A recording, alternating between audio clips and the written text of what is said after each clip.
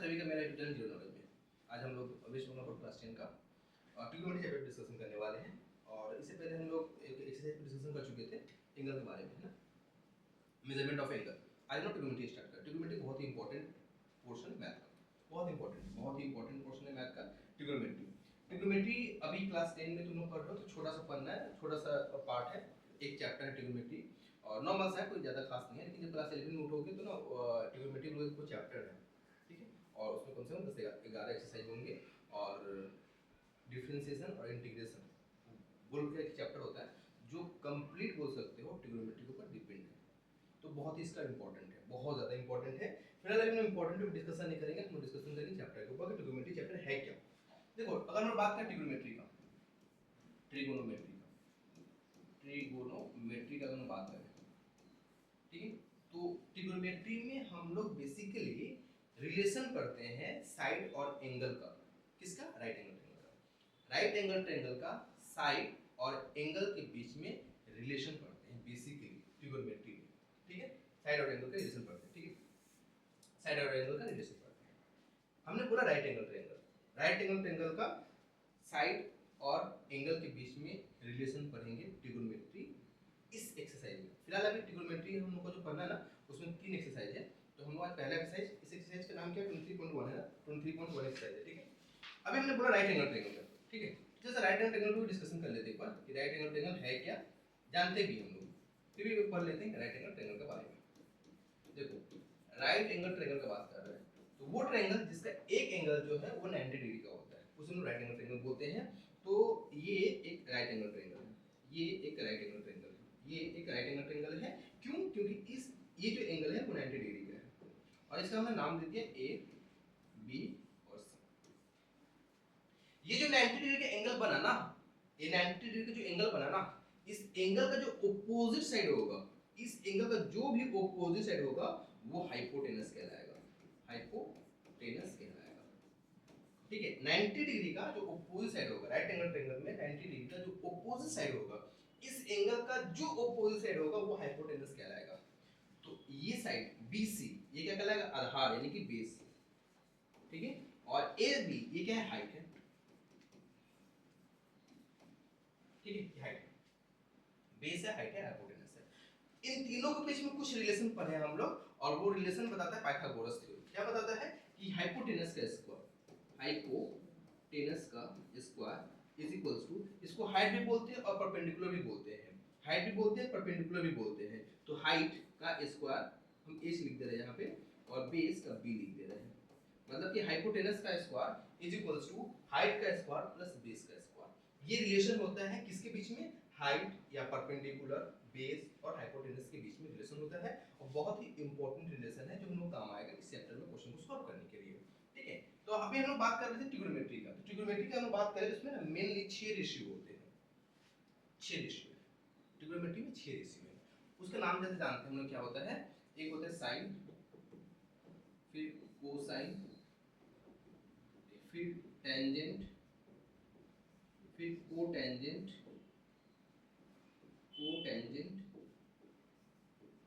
फिर सेकेंड, फिर कोसेकेंट,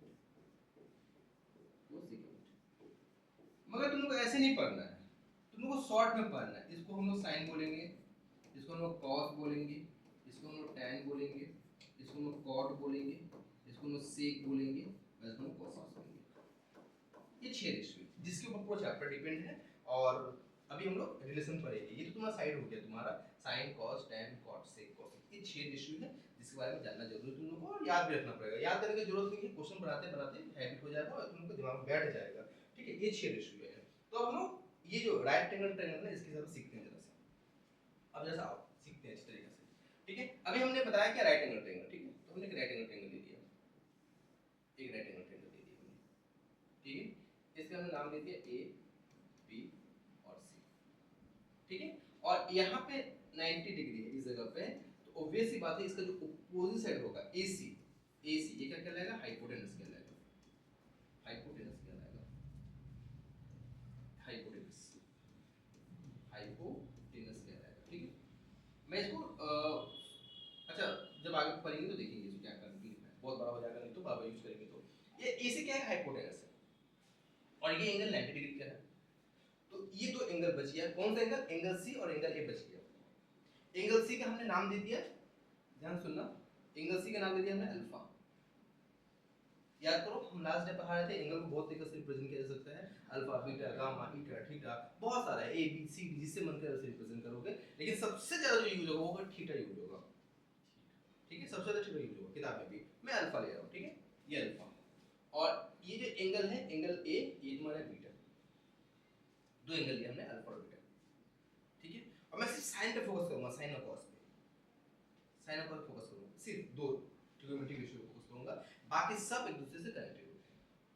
आओ देखो जरा सा, अगर हम बात करें साइन अल्फा का, साइन अल्फा, ये हमने लिखा ना, ये जो साइन अल्फा लिखा ना, इसका मतलब ऐसा कभी मत समझ लेना कि sine alpha is equals to sine into alpha, कतई नहीं समझना, बहुत भूल होगा, ऐसा कभी मत समझना, ठीक है। साइन इनटू अल्फा ये गलत है, ये इक्वल नहीं है, ये गलत चीज है।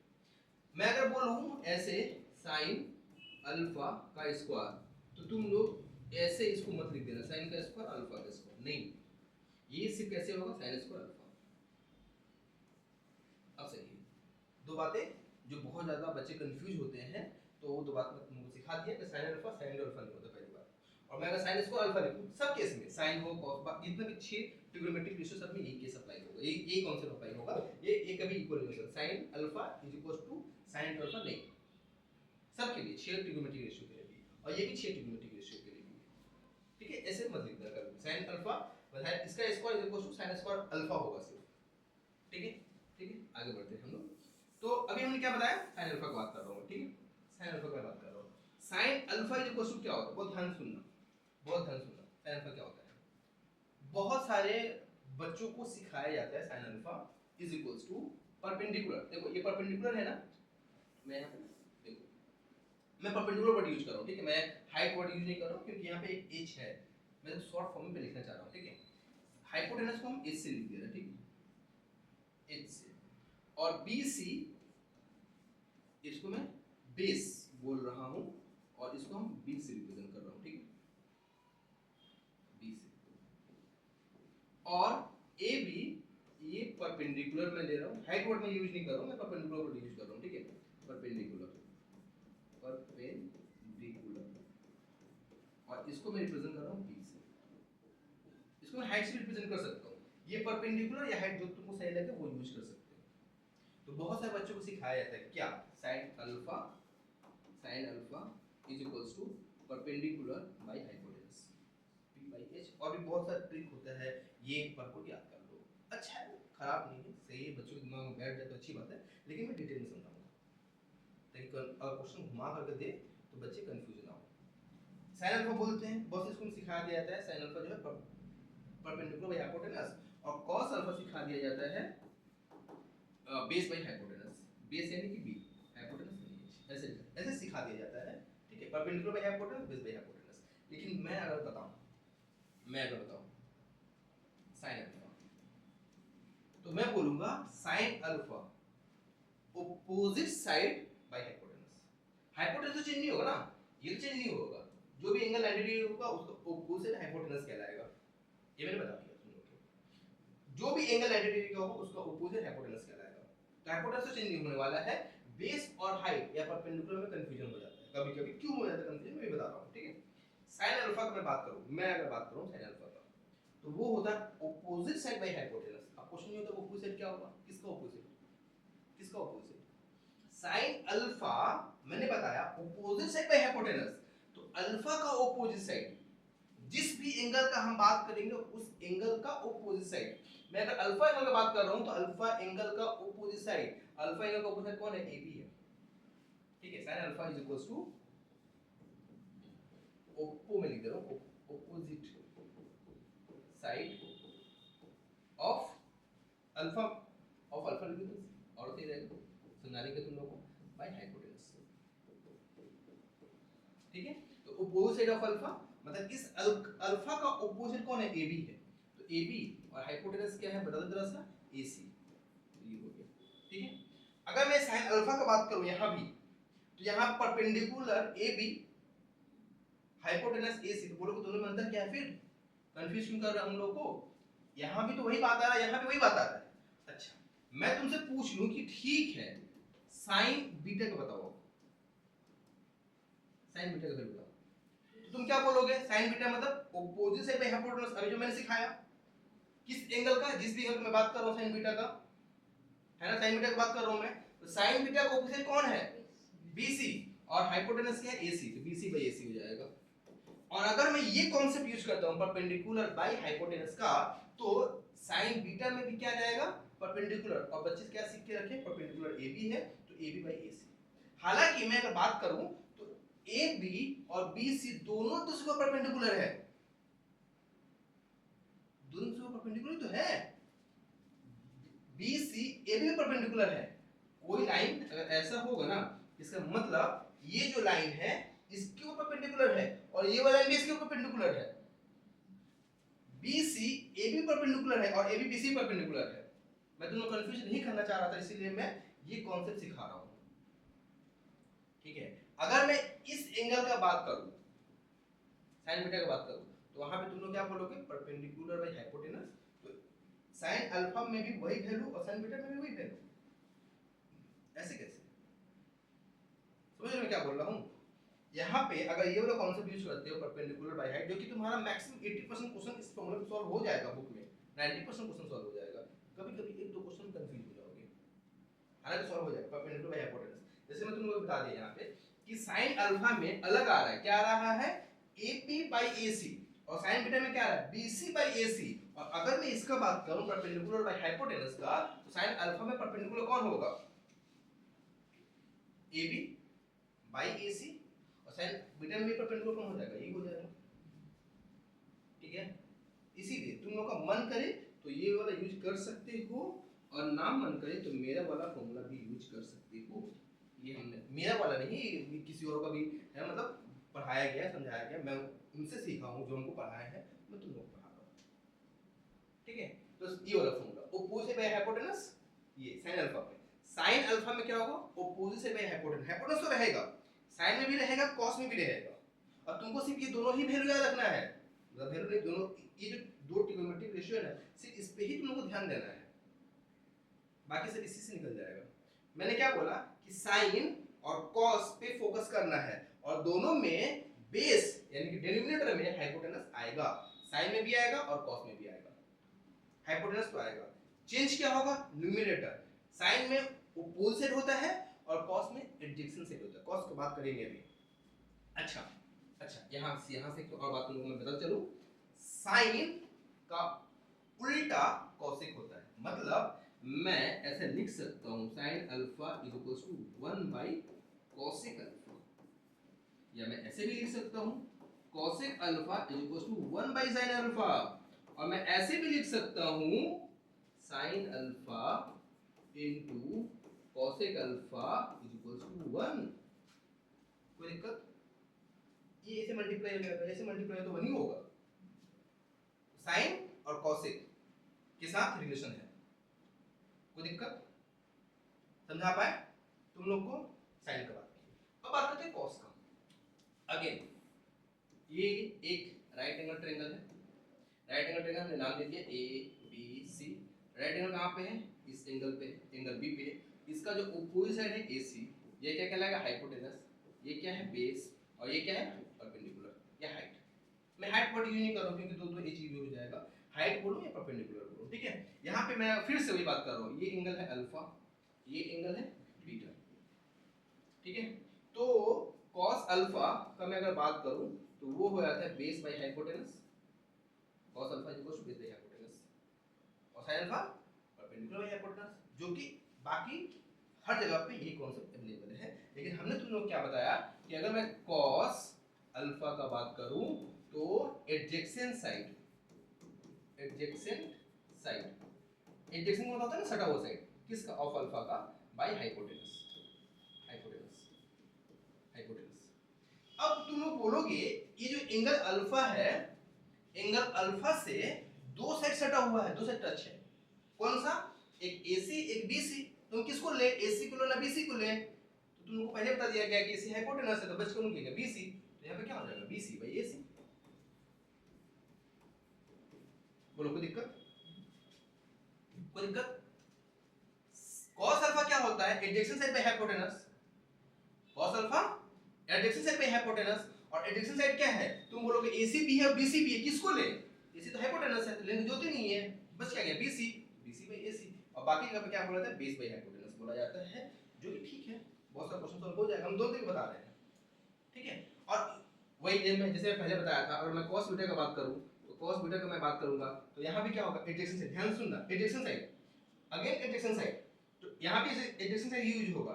एडजेसेंट साइड कौन है? AC भी है और AB भी है, बीटा के साथ AC भी सटा हुआ है, AB भी सटा हुआ है, लेकिन हम लेंगे किसको? AB को लेंगे, क्यों? क्योंकि AC तो हाइपोटेनस है, यहां पे क्या आएगा? AB बटा AC। क्या मैं समझा पाया?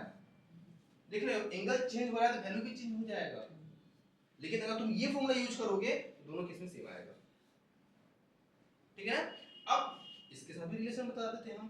cos अल्फा या cos बीटा, मैं cos थीटा ले रहा हूं, चलो ठीक है। cos थीटा जो सबसे यूज होता है, cos थीटा क्यों की तरह ही होता है थीटा, तो cos theta is equal to होता है 1 बाय sec थीटा, और sec theta is equal to क्या हो जाता है? 1 बाय cos थीटा, और इन दोनों को तुम मल्टीप्लाई कर दो ऐसे, तो cos theta into sec theta is equals to 1। समझा पाया? समझा पाए? पक्का?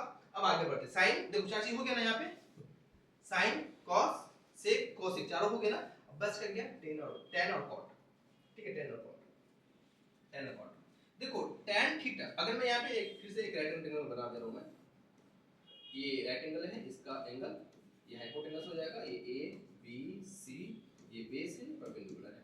देखो ये एंगल थीटा मैं ले रहा हूँ, तो tan theta is equals to क्या होता है? sin theta by cos theta, ये होता है sin theta by cos theta, sin theta by cos theta, ठीक है।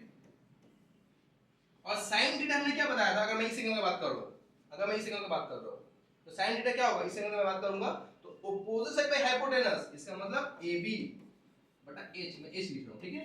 और cos थीटा में बात करूँ तो एडजेसेंट साइड बाय हाइपोटेनस, मतलब कि एडजेसेंट साइड क्या है? BC बटा H, तो देखो H और H कट जाएगा तो क्या बचेगा? AB बटा BC, और AB क्या है? परपेंडिकुलर या हाइट, जो भी मानना है। BC क्या है?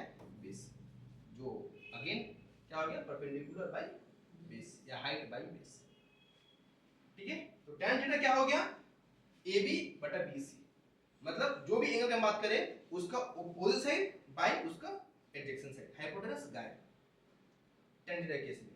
अब मैं बात करूं cot थीटा का, तो cot थीटा जो होता है वो होता है 1 बाय tan थीटा, इसका मतलब cos theta by sin theta. क्यों? क्यों tan थीटा क्या था? sin theta by cos theta, तो 1 बाय tan थीटा क्या होगा? cos theta by sin theta, है ना। तो दोनों को मल्टीप्लाई कर देंगे अगर, बहुत इंपॉर्टेंट, सबसे ज्यादा यूज होता है ये tan theta into cot theta is equals to 1, ये बहुत बार तुमको मिलेगा। रिलेशन एस्टैब्लिश हो गया सभी के सभी में, 6 के 6 में। हम तुमको क्या बोले थे? तुमको सिर्फ दो पे फोकस करना है, किस पे? sin और cos पे। देखो tan भी sin से निकल रहा है और cos से निकल रहा है, sin का उल्टा cosec, cosec उल्टा sin, cos का उल्टा sec, sec का उल्टा cosec, tan का उल्टा cot, cot का उल्टा tan, लेकिन ये सब भी sin और cos से डिराइव हो रहे हैं, ठीक है। एक क्वेश्चन देखो, एक क्वेश्चन देखो, तुम लोग क्वेश्चन है तुम्हारा 4 नंबर, ठीक है। 23.1 एक्सरसाइज 23.1, एक्सरसाइज 23.1 क्वेश्चन नंबर 4 क्या बोला है? cos theta is equal to 7/25, cos theta is equal to 7/25, cos theta is equal to 7/25, और बोला है कि ऑल ट्रिग्नोमेट्रिक रेशियो निकाल कर दिखाओ। ऑल ट्रिग्नोमेट्रिक रेशियो मतलब कि sin cos tan cot sec cosec सब निकालने के लिए बोला है। देखो cos पता है, ऑटोमेटिकली क्या मिल गया हमको? sec, cos पता है तो ऑटोमेटिकली sec, क्योंकि sec cos का उल्टा था, तो sec थीटा अगर मैं यहां से बात करूं डायरेक्ट तो वो क्या हो जाएगा? 25/7, एक आंसर निकल गया। अब बात सुनना, ध्यान सुनना, बहुत फोकस से सुनना, मैं क्या समझा रहा हूं, बहुत ध्यान सुनना। एक बात बताऊं तुम लोग को, इसके बाद तुम लोग एक्सरसाइज करोगे और ये जो मैं बताया ना वो मन करके यूज करना, नहीं मन करे तो उसमें जो फॉर्मूला है वो यूज करना क्वेश्चन बनाने के लिए।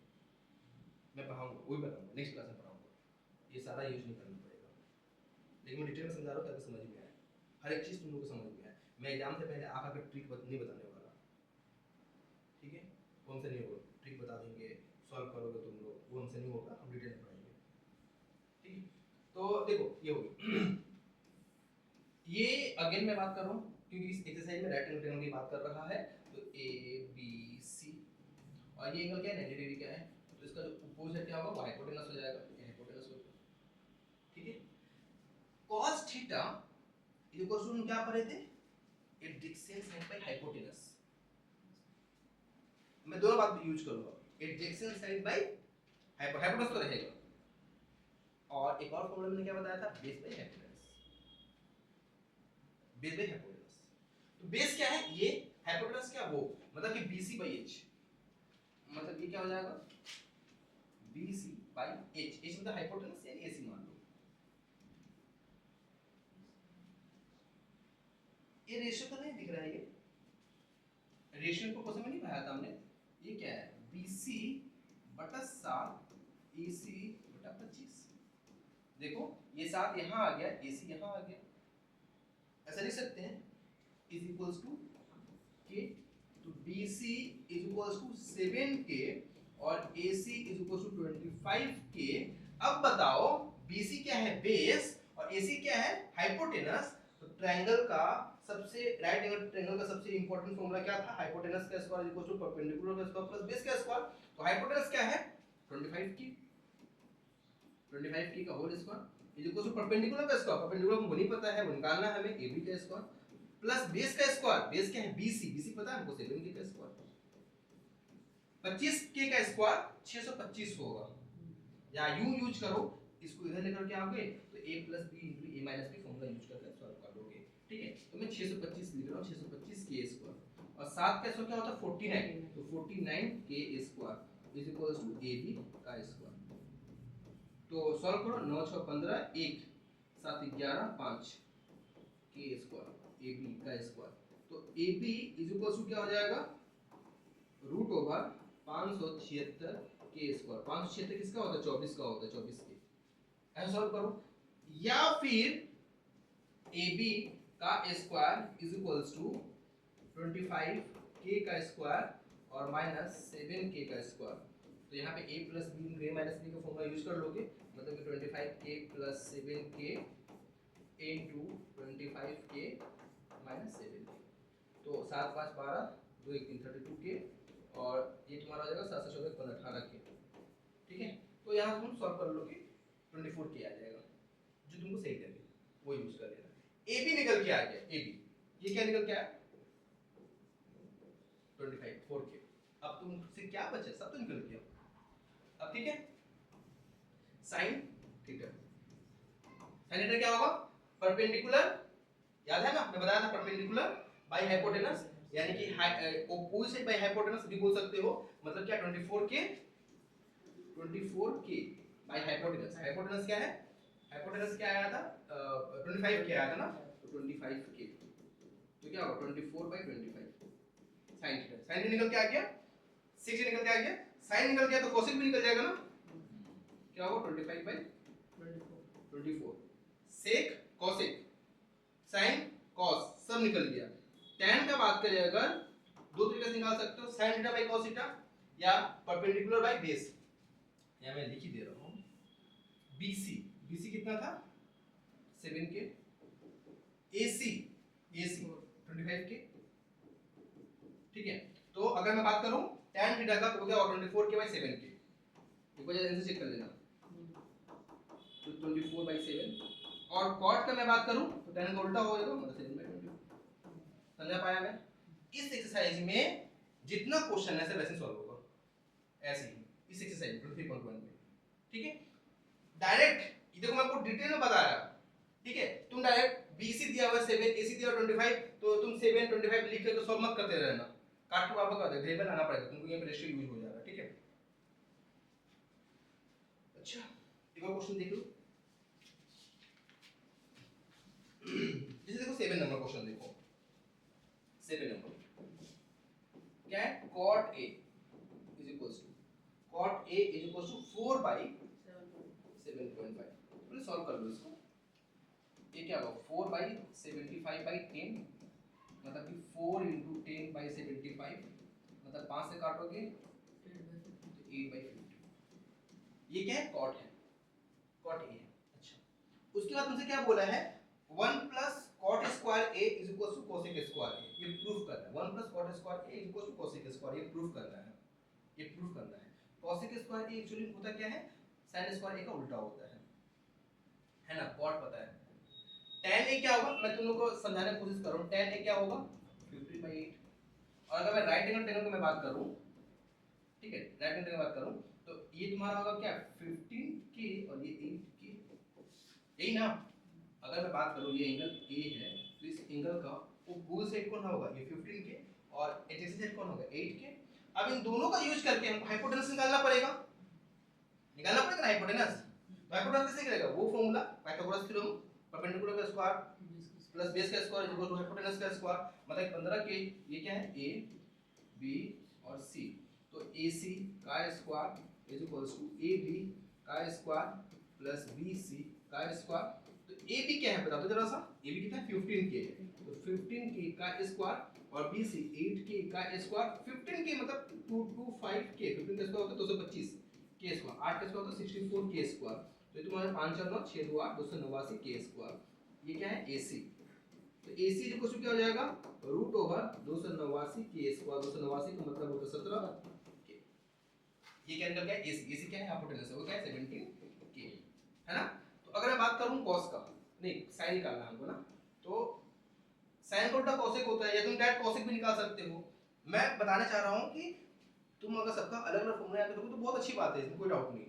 लेकिन मैं तुमको सिखा रहा हूं बेसिक तरीका से कि हमको नहीं पता तो कैसे निकालेंगे। इसी हमको sin cos पता है तो कैसे निकाल सकते हैं वो मैं बताने चाह रहा हूं, ठीक है। तो sin ये क्या होगा, sin ये क्या होगा 15k/17 के ऑपोजिट बाय हाइपोटेनस या परपेंडिकुलर बाय हाइपोटेनस मतलब क्या 15k/17 तो k कट जाएगा 15/17, ठीक है। तो cosec a क्या होगा 17/15, कोई दिक्कत, ये cosec a निकल के आ गया, ठीक है। अब क्या बोला है 1 + tan square a, tan square a है ना, ठीक है cot स्क्वायर गलत मैं बोल रहा हूं cot स्क्वायर a, तो 1 + cot स्क्वायर a। अब मुझे बता दो cot क्या है, cot क्या था 8/15 था तो 8/15 का स्क्वायर।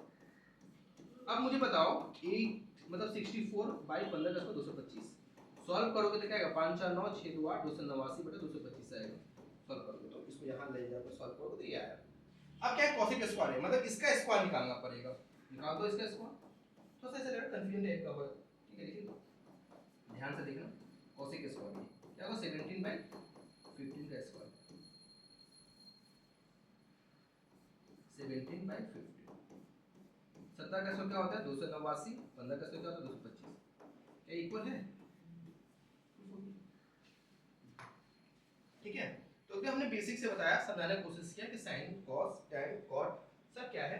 एक फिर से बोल रहा हूं sin theta is equal to 1 by cosec theta, cos theta is equal to 1 by sec theta, tan theta is equal to एक तो होता है sin theta by cos theta और ये भी होता है 1 बाय cot थीटा, ठीक है।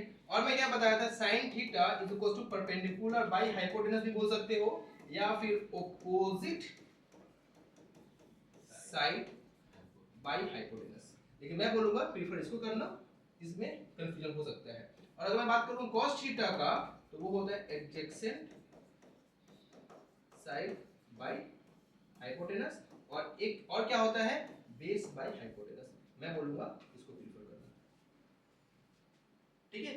बाकी सब एक दूसरे से रिलेशन नहीं है ना। तो ठीक है फिर क्लास यहां पे करते खत्म, मिलते हैं नेक्स्ट वीडियो में अच्छे क्वेश्चन के साथ।